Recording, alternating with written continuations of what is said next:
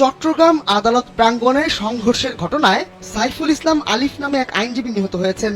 বাংলাদেশ সনাতনী জাগরণ মঞ্চের মুখপাত্র অধ্যক্ষ চিন্ময় কৃষ্ণ দাস ব্রহ্মচারীর মুক্তির দাবিতে মঙ্গলবার বিকেলে এ সংঘর্ষের ঘটনা ঘটে। এ ঘটনার পর সোশ্যাল মিডিয়ায় ব্যাপক প্রতিক্রিয়া দেখা দিয়েছে।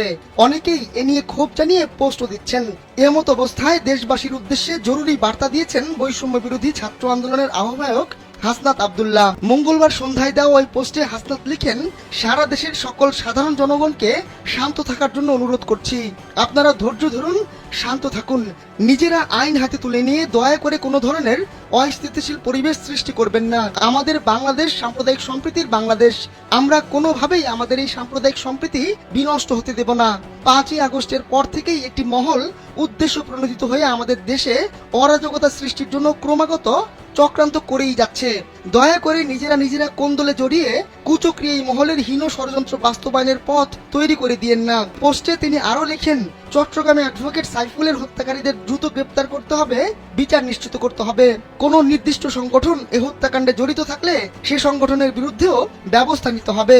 আপনারা শান্ত থাকুন, সতর্ক থাকুন, ধৈর্য ধরুন। Desk report BE news.